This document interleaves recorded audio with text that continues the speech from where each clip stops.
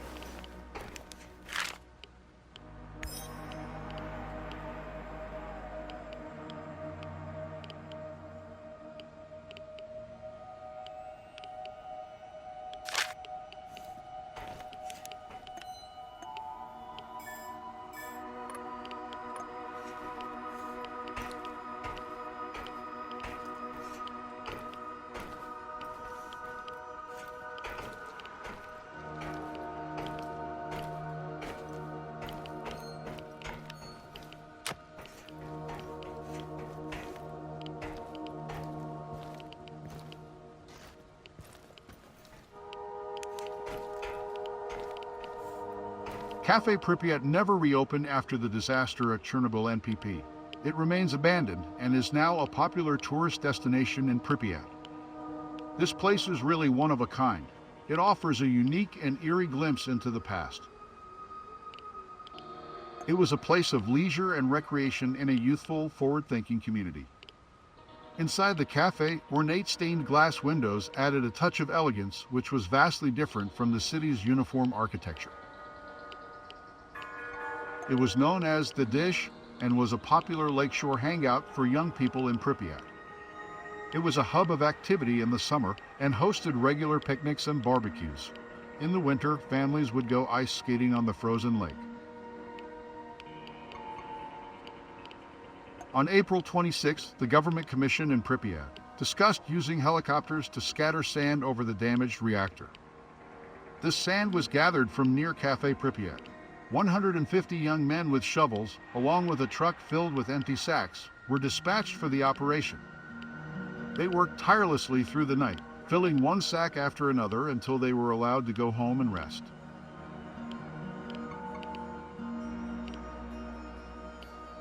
On April 26, the government commission in Pripyat discussed this sand was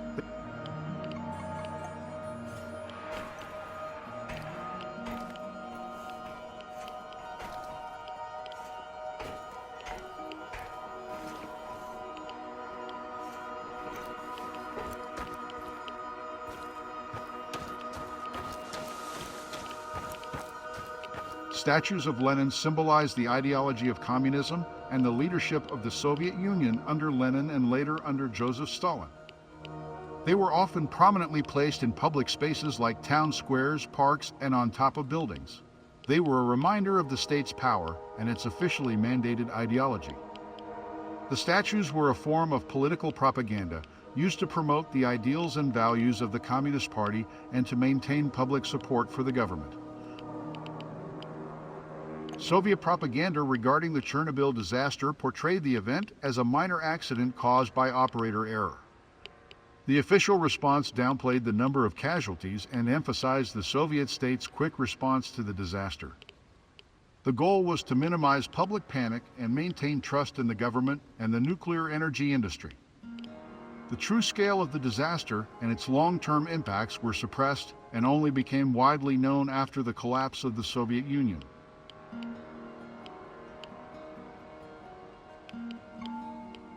The initial response from the Soviet government was to downplay the severity of the accident and conceal information about the disaster from the public.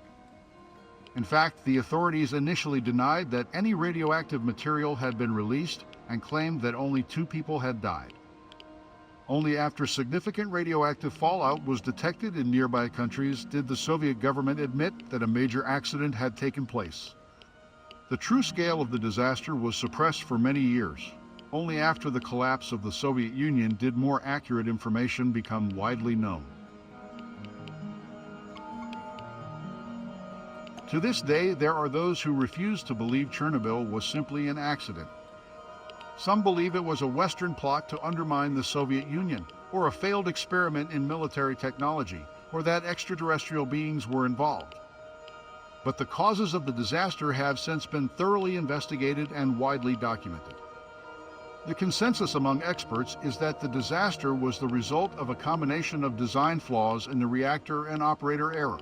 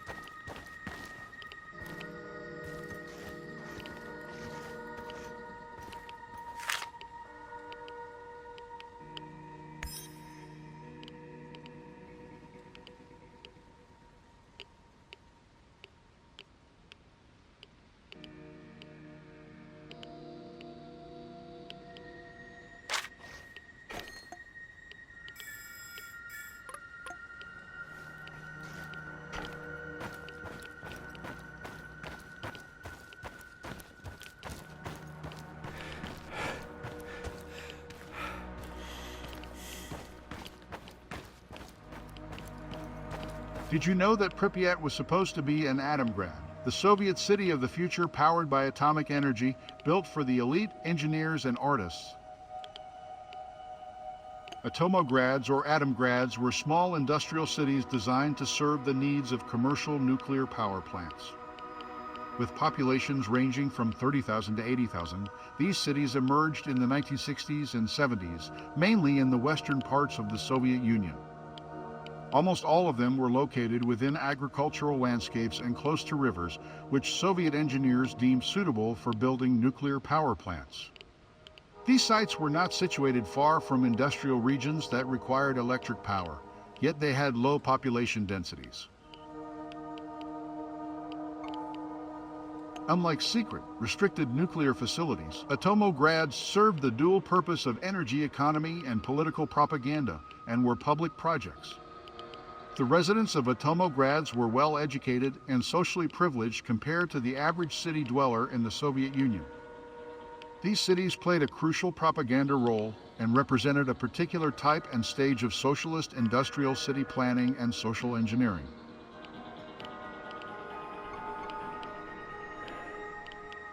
The most notable were the Chelyabinsk 40, now Ozersk, Sverdlovsk 44, now Zerchny, Krasnoyarsk 26, now Zheleznogorsk, and Tomsk 7, now Seversk.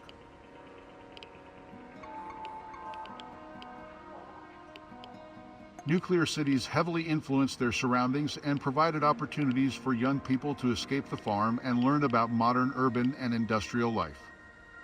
However, not everyone benefited equally in this nuclear utopia, as social stratification along linguistic and educational lines was common.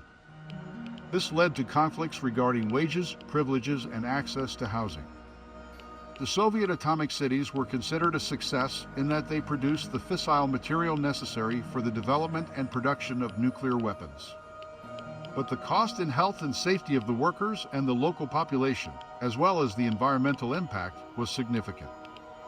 Additionally, the secrecy surrounding these cities created widespread distrust and concern.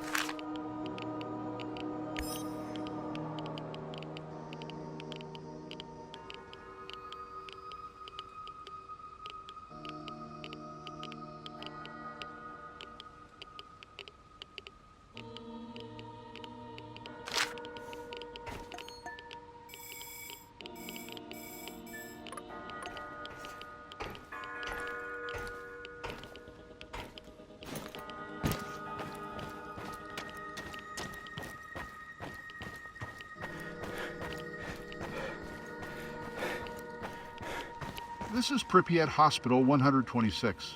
It used to be one of several medical facilities serving Pripyat and the neighboring areas. It was operational during the time of the Chernobyl disaster in 1986. The hospital was used to treat and evacuate the injured workers and nearby residents, but eventually became contaminated with radioactive materials.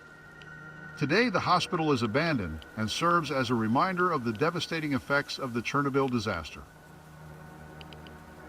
On the night of the Chernobyl disaster, firemen and plant workers were taken to Pripyat Hospital 126 with radiation sickness and burns.